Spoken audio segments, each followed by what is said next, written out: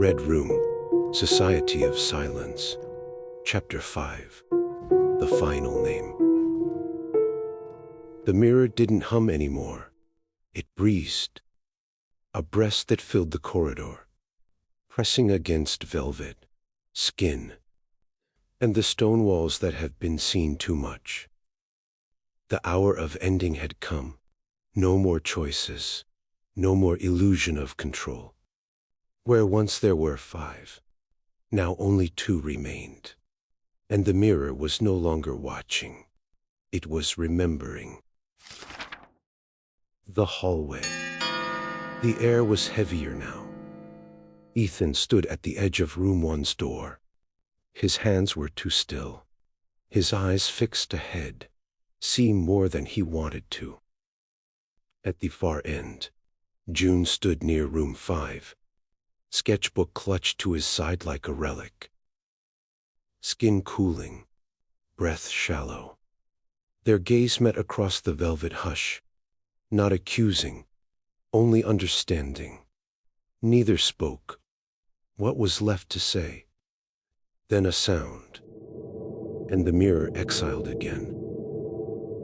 Joon's voice came first, soft, as if afraid to break the air. Last hour. Ethan nodded, voice low, dry. The room's already decided. A pause, not of hesitation, but recognition. Joon took a slow step forward, not toward Ethan, not toward any door, just closer to the truce, hanging between them. You still think we're walking out of this? Ethan's mouth twitched. Not a smile, a memory of one. We're already inside it.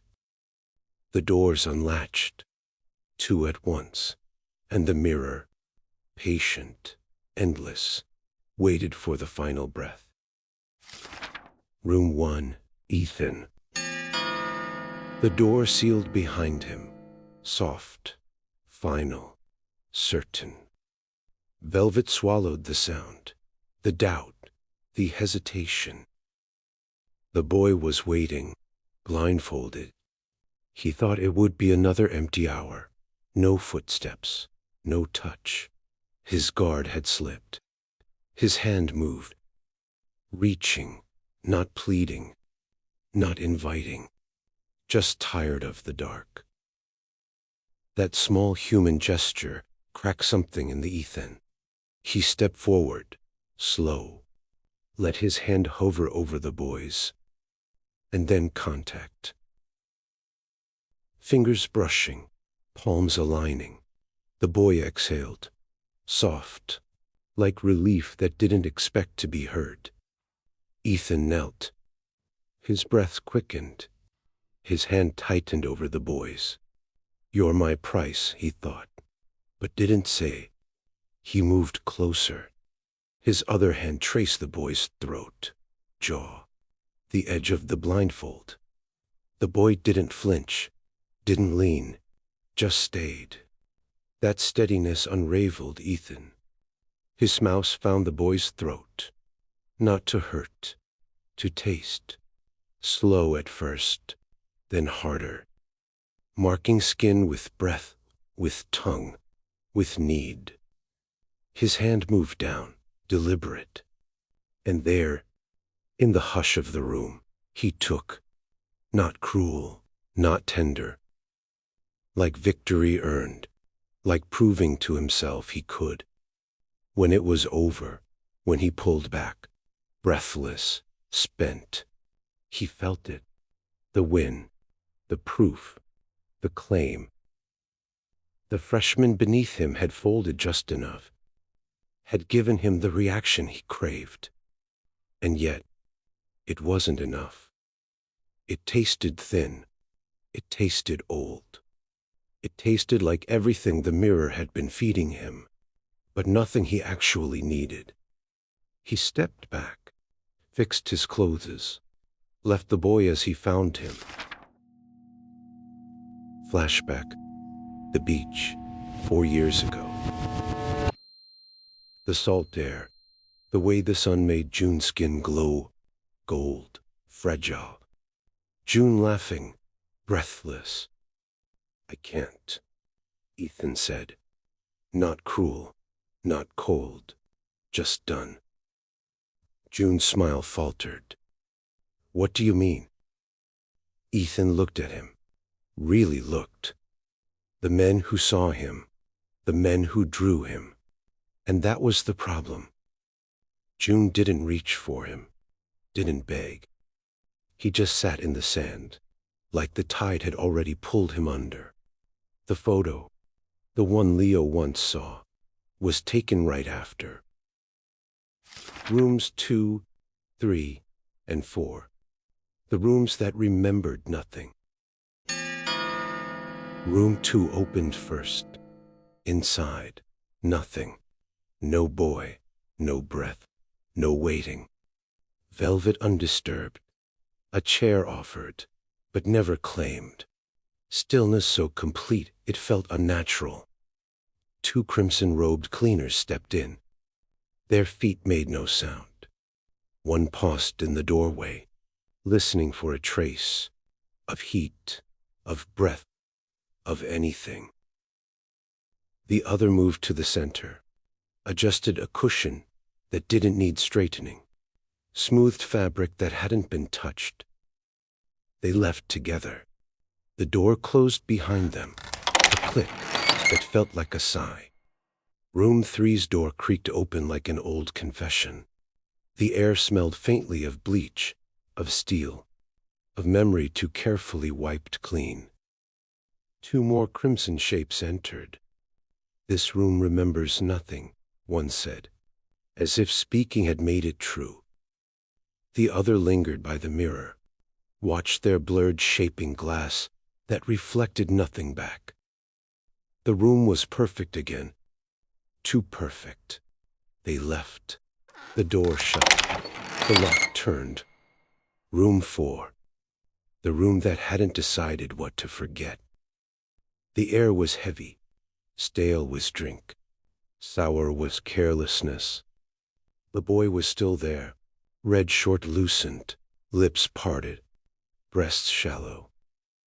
2 cleaners approached. One touched his wrist, counted beats. Alive.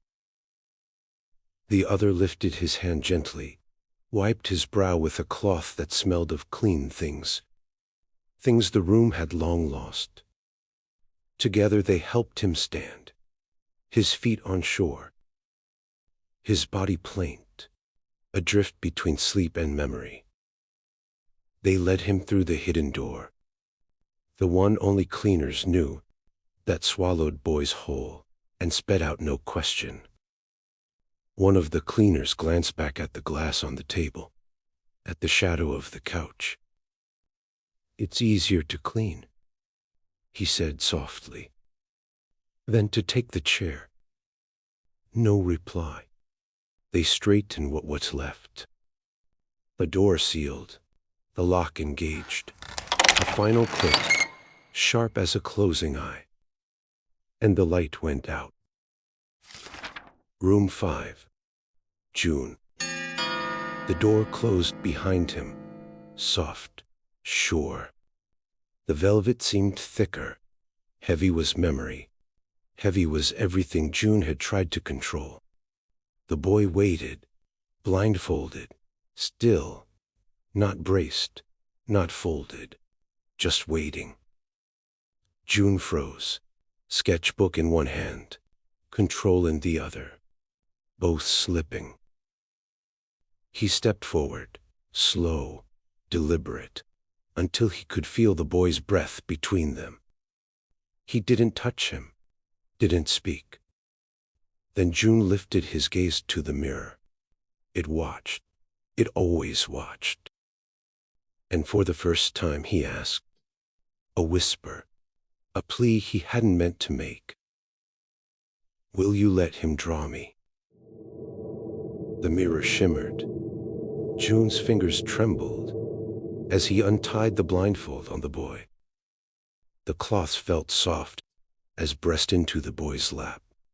The boy blinked, adjusting not to light, but to possibility.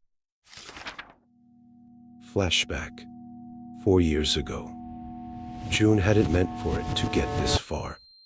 The kiss was too fierce, too hungry. The cup of pencils clattered to the floor, and the sketchbook, the one he'd been working on before Ethan arrived, slipped. The pages fell open, spilling across the floor. Joon froze. He saw Ethan's gaze drop. Ethan crouched, hand reaching for the page like he found treasure. "You drew me." His voice was low, almost gentle, and that made it worse. Joon's hands moved fast, sweeping the drawings into a pile. His fingers shook. "Can I draw you?" Joon looked up, and the word was out before he could stop it. Sharp, final. No. Later, Joon would remember this night. How Ethan had looked at him, like he was something to be understood. How the sketches on the floor had felt like confessions he had meant to make. And how saying no had felt like the only way to survive that moment. But also the start of losing Ethan, in ways that would haunt him long after. Joon placed a sketchbook in his hands. "I don't want to hold it anymore." No command, no seduction, just truth. The boy raised the pencil. Steady, sure. Joon sat down, took off his shirt, let himself be seen. The pencil moved. Joon felt it. The rise, the warmth, the heat, not from touch, from being seen. When the boy offered the sketchbook back, Joon stared at it. There he was, not the Joon he tried to control, the Joon that room had always seen, undone, aroused, human. And still, it wasn't enough. The hallway. The doors to room 5 close behind Joon. From the far end, room 1's door opened. Ethan stepped out, slower than he meant to, like each step cost him more than he expected. Their eyes met, and for a moment, they both thought they'd be the last. Joon looked at him. Ethan's jaw tightened, but he couldn't hide the break in his eyes. A bitter half-smile. "I saw it. You let him draw you. Is that how you win now?" Joon didn't flinch, didn't argue. "No," he said, and this time, his voice was almost gentle. "I just stopped hiding." Ethan's breast caught, like he hated how much that landed. And then, the space between them vanished. Joon's hands gripped Ethan's shirt, fingers curling tight in the fabric as their kiss deepened, like trying to undo 4 years of silence in a single moment. Ethan's hand trembled at Joon's sides, not from passion, from everything he hadn't said, everything he thought he buried. And then Joon broke the kiss, just enough to look at him, to really look at him. Ethan's eyes. They weren't hungry anymore. And with that, he pushed Ethan back. Ethan's shoulders hit the mirror, like the room itself was catching him. And for a breathless second, both of them stared at that reflection. Ethan's eyes, wide, with horror. The kind that comes too late. The kind that sees what's been done, and knows it can't be undone. And the mirror, it took it all in. It fed, silent and patient. Because this was what it had been waiting for. The campus, 9 in the morning. Students moved in clusters, backpacks swinging, voices loud. Among them walked a boy, dark curls unruly from sleep, skin sun-warmed. His feature bore the soft angles of the Middle East, brows knit in thought, mouth set as if holding back a question he hadn't dared to ask. He moved slower than the rest, not lost, just listening, as if word was telling a story only he could hear. His gaze flickered across the quad. Min, beneath the oak, a sandwich untouched, staring at nothing, as if his hunger had been replaced by memory. Yuki, on the library steps, a book open in his lap, but his eyes miles beyond the pages, watching for what no one else could see. And then, two seniors passed nearby, Ethan among them. His shirt was rumpled, as if he'd dressed in a hurry. The friend walked close, voice lowered but urgent. "You hear about it yet?" Ethan didn't look at him. "About what?" "The crash, early this morning. Out past the main road. They're saying Leo. Freshman." A pause. Ethan's stride faltered, just slightly. "Dead?" he asked, voice careful, too careful.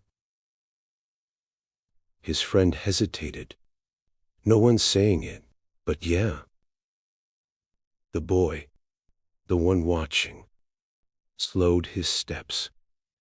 He didn't mean to eavesdrop, but the words clung to him. Crash. Dead. Ethan didn't speak again, just kept walking, faster now. His friend followed.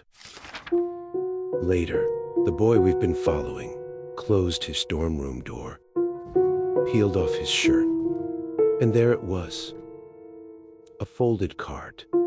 The red wax cracked. The seal mark was a single, watching eye. "You stayed. Through the first choice, through every room, through the final hour. Thank you for stepping inside." This had been Red Broom, Society of Silence. 5 names, 5 doors.